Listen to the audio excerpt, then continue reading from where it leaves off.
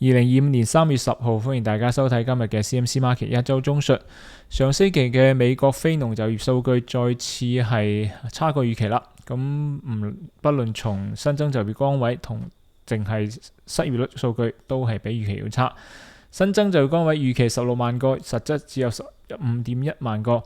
失業率預期4%，實質嚟到4.1%。咁受到總統關稅嘅影響咧，睇嚟美國就業市場咧，亦都係受到衝擊啦。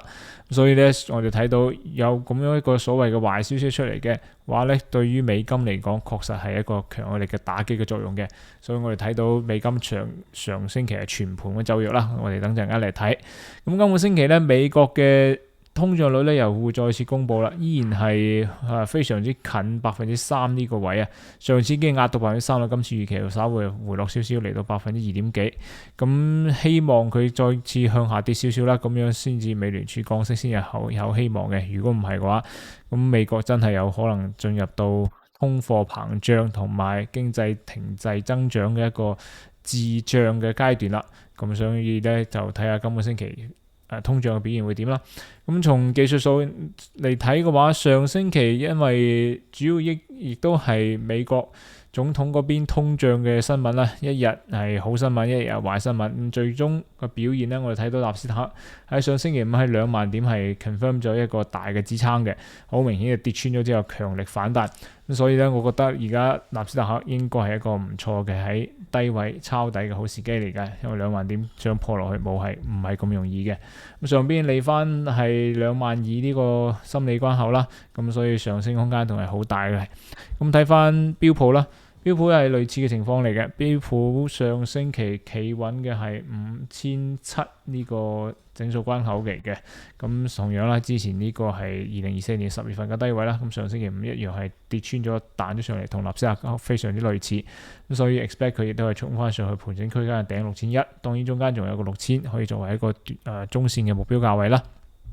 咁我睇翻黃金啦，黃金嘅走勢咧依然係比較靚嘅。上星期如果從周線圖嚟講嘅話，佢係繼續企穩咗喺2900呢個心理關口之上啊。咁所以咧成個周線嘅上升區間上升趨勢係冇變到嘅。咁嚟3000仲係有好大嘅上升嘅一個空間啦。所以 expect 佢亦都係繼續向上行嘅。咁睇翻日線嘅話，過去3日咧都係企穩咗2900以上，所以只要開始破上星期5高位，就 expect 黃金衝翻去3000嘅啦。咁睇翻去白銀啦，白銀嘅走勢同樣係上星期表現係非常之穩定嘅，咁亦都係繼續企翻穩喺32之上啦。咁應該算32而家係破咗上去嘅啦。所以白銀咧應該好大概率會衝翻上去之前呢個高位啦，34.80度。咁睇翻日線嘅話咧，上星期5好明顯係跌到32彈咗上嚟，好明顯低位係有買入嘅。咁 expect 佢破上星期高位啦，32.78度，咁可以期望白銀再次向上衝嘅。咁睇翻石油啦，石油依波下降嘅一個趨勢咧，受到全球經濟放緩嘅影響，因為係關稅嘛，所以咧上星期繼續係下降嘅，咁亦都嚟到一個非常之大嘅支撐啦，67呢個位。咁所以咧短期內咧，我覺得石油再次跌穿呢個位嘅可能性係唔大嘅咯，因為畢竟已經跌咗從1月份一路跌到而家啦，未停過嘅。咁所以咧，石油應該好大概率會從而家開始反彈翻上去，至少去翻好似70或72呢啲位嘅。當然啦，你話而家直接買入可能有啲危險，咁我會等1到2日真係 confirm 67係真係企穩咗之後咧，再去買入亦都唔遲嘅。咁睇翻美金呢邊咧，咁就全盤走弱啦。歐元係直接係由頭升到落腳嘅，上星期5未停，上星期係成個星期，所以成個周線係一支大箭衝咗上去，咁應該好大概率會就繼續向上衝到去1.10、1.11呢啲位啦。咁睇翻日線啦，上星期5繼續向上啦，就穿破咗1.08呢個位噶啦。咁所以就睇佢1.08可唔可以企穩啦。如果企穩喺1.08，未來1到2日嘅話，咁可以繼續考慮買入歐元，重新指翻去1.10甚至1.11。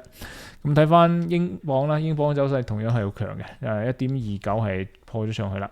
咁所以咧呢波上升嘅動能應該係冇變到嘅，咁亦都係等佢繼續向上破啦。上星期5高位1.2950度，咁期望佢直接會衝到1.30心理關口啦。咁美金對日元咧同樣係非常之弱勢啦。咁佢上星期咧就終於確定咗係150係阻力啦，亦都係跌穿咗150，亦都跌穿咗之前呢個低位148.65。上個右邊一個下降趨勢係形成咗嘅。咁日線圖嘅話，147而家有少少反彈。咁而家上邊嘅阻力咧就係之前呢個支撐啦，148.51度。咁翻嚟呢個位，再次確認呢度變阻力嘅話，可以繼續考慮沽空美金對日元。咁應該下邊嘅目標價位咧就直接指到嚟144呢個位噶啦。好，呢個就係今日 CMC Market 一周中述嘅情況。